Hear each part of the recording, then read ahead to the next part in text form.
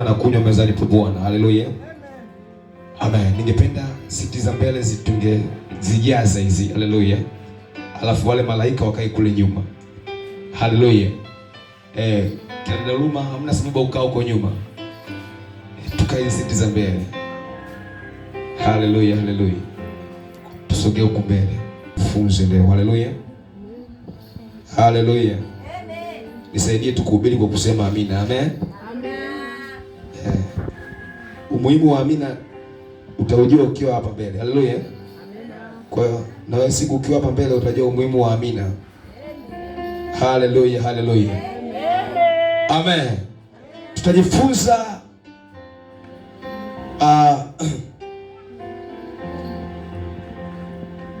nini mawindo ya adui kwenye maisha ya mwanadamu au nini kinachowindwa kwenye maisha ya mwanadamu. Haleluya. Niasema tu masikio yako kwa muda mchache sana. Utapata picha na somo au vichwa vya somo vingi sana tunapoendelea kufundishwa, kwa sababu kila mtu ataondoka na sehemu ya mkate wake. Haleluya. Kila mmoja ataondoka na sehemu ya mkate wake. Kwa hiyo hakikisha una mega sehemu ya mkate wako ambao Mungu amekusudia asubuhi ya leo kusikia. Winda nini kwenye maisha ya Kristo? Anawinda nini? Haleluya. Bwana apewe sana. Bwana apewe sana. Lazima ujue adui anawinda nini kwenye maisha ya Mkristo. Haleluya. Lazima uelewe nini ambacho adui anakiwinda kwenye maisha ya Mkristo, ili unapoweza kupambana, unajua unapambana katika engo gani. Unavyoweza kupigania imani yako, ujue unapigania imani yako kwa sehemu gani, kwa sababu unakuwa unaelewa nini adui anawinda kwenye maisha ya mwanadamu. Haleluya. Bwana apewe sana. Jina la Bwana libarikiwe sana. Lakini lazima uelewe kinachowindwa, viko vitu vingi vinawindwa kwa mwanadamu, lakini kuna baadhi ya vitu ambavyo nataka nivielezee siku ya leo. Haleluya. Kitu kimojawapo ambacho adui anakiwinda kwa mwanadamu au kwa Mkristo aliyemwamini Yesu Kristo, adui anawinda imani. Haleluya. Majina yako, adui anawinda imani. Hujamwambia vizuri. Mwambie adui anawinda imani. Adui anawinda imani. Bado kuna watu wametangu wamekuja hapa hawajaimba wala wanisaidii kuhubiri hapa. Mwambie jana yako, adui anawinda imani. Adui anawinda imani. Haleluya. Amina. Adui anawinda imani. Haleluya. Amen. Kwa nini adui anawinda imani? Kwa sababu watu wengi au Wakristo wengi tunafikiri adui anakuja kwenye maisha yetu kupambana na sisi kwa sababu ya vitu tulivyokuwa navyo ndivyo anavyovihitaji. Haleluya. Ngoja nikupe hivi kiurahisi uweze kunielewa. Katika ulimwengu wa roho, vitu vyote vinavyotokea katika ulimwengu wa kimwili vimenunuliwa katika ulimwengu wa kiroho. Halo? Nataka nitengeze hapa msingi mzuri ili uweze kunielewa kwa nini adui anauliwa katika ulimwengu wa kiroho. Halo? Ulimwengu wa kiroho ndio unaouza vitu. Na ukifika katika ulimwengu wa kiroho, hata fedha nayo ni bidhaa inanunuliwa. Hata uchumi ni bidhaa unanunuliwa. Afya ni bidhaa inanunuliwa. Amani ni bidhaa inanunuliwa. Haleluya. Maendeleo ni bidhaa inanunuliwa. Uhuru wa mtu kuwa huru ni bidhaa pia inanunuliwa. Haleluya. Kwa hiyo katika ulimwengu wa roho ndio ulimwengu unaonunua uhuru wa mtu, unaonunua mateka ya mtu, unaonunua utajiri wa mtu, ndio unaonunua umaskini wa mtu, ndio unaonunua hasara, ndio unaonunua faida kwenye ulimwengu wa roho. Haleluya. Lakini katika ulimwengu wa roho, utanielewa vizuri, katika ulimwengu wa roho viko vitu vinavyotumika kununua vitu katika ulimwengu wa kiroho kuja katika ulimwengu wa kimwili. Na hizi principles ambazo ninakupatia ni principles ambazo zinatumika katika wanaomjua Mungu, lakini pia kwa upande wa shetani pia. Haleluya. Yaani haya ambayo ninasema ni mambo ambayo yanatumika kwa Mungu na kwa shetani. Haleluya. Haleluya. Kwa sababu shetani kwanza ameiba vitu vingi kutoka kwetu. Sisi ndio waanzilishi. Ila sasa sisi tunaona baada ya kuona wanafanya wao, sisi tumeweza kufanya, tunesi kama tukifanya ndio kama wao tumewaiga, lakini sisi ndio waanzilishi. Haleluya. Kwa hiyo katika ulimwengu wa roho vitu vinanunuliwa. Ardhi inanunuliwa, uchumi unanunuliwa, kazi inanunuliwa, fedha nayo ni bidhaa inanunuliwa katika ulimwengu wa roho. Lakini katika ulimwengu wa roho viko vitu kama huku tunaona fedha tunatumia kununua bidhaa, huku haitumiki fedha. Huku kuna vitu vinatumika kununua hizo fedha, maana fedha nayo ni bidhaa katika ulimwengu wa roho. Pia inanunuliwa. Vitu ambavyo vinatumika viko vingi. Taelezea vichache. Kitu cha kwanza nishaelezea, kinachoweza kununua vitu katika ulimwengu wa roho ni sadaka ya damu. Damu. Haleluya. Nakumbuka siku moja nilifundisha, na kama ni hapa kama sasa nilifundisha namna gani sadaka ya damu inanunua vitu katika ulimwengu wa roho.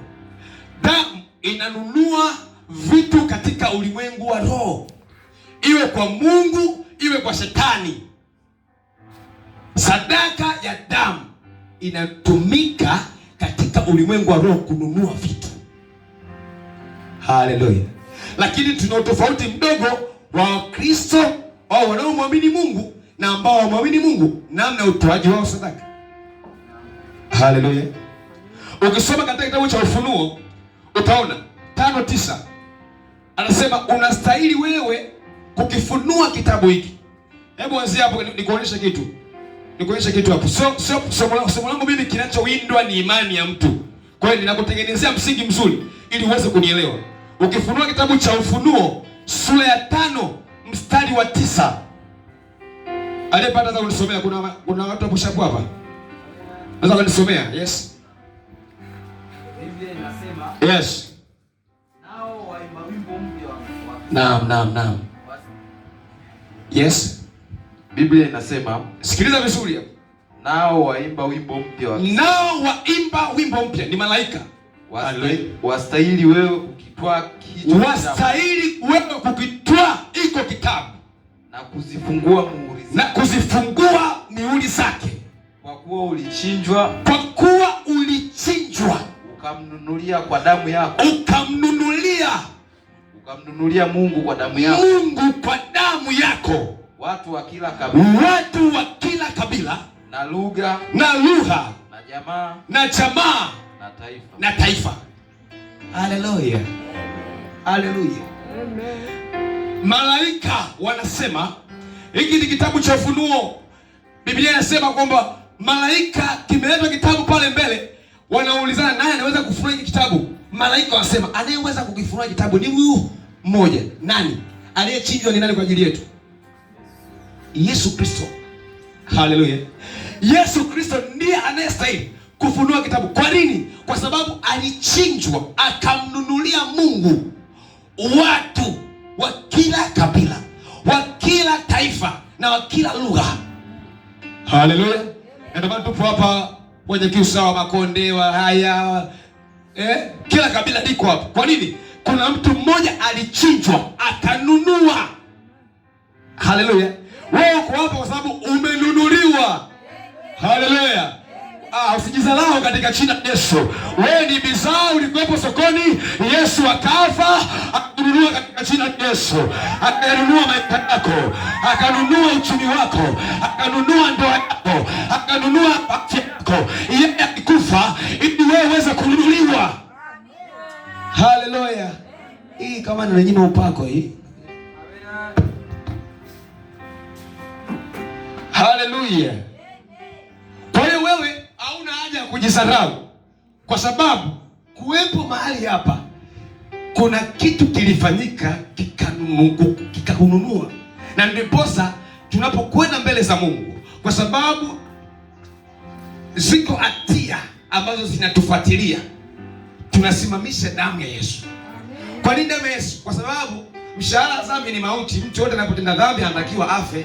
Kwa hiyo kama umetenda dhambi kwa kujua kutokujua, maana yake unatakiwa ufe. Sasa kwa nini haujafa?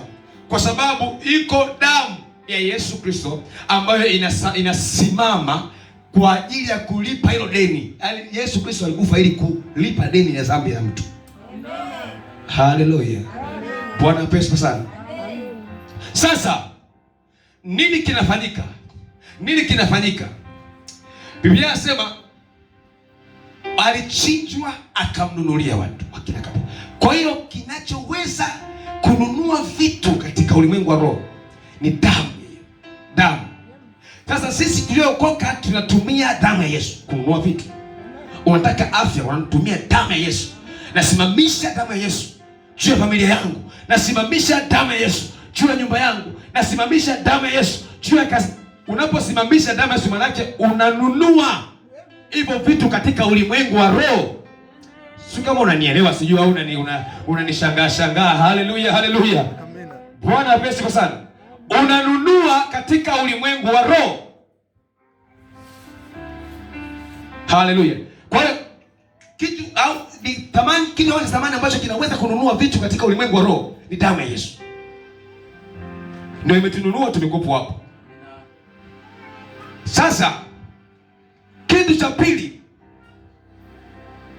naenda haraka hapo, sijekaa sana sababu sio lengo langu kufundisha hilo somo, nitafundisha next time.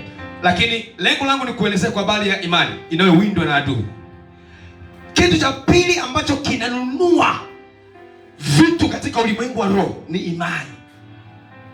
Haleluya. Haleluya. Imani ndio inanunua vitu katika ulimwengu wa roho. Kitu cha pili ambacho kinanunua vitu katika ulimwengu wa roho ni imani.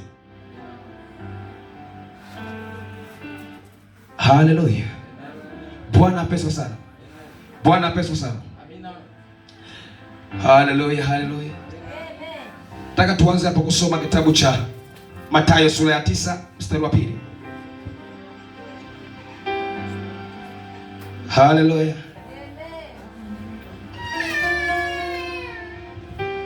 Mathayo 9 mstari wa 2. Nataka tuanzie hapo ili uweze kunielewa.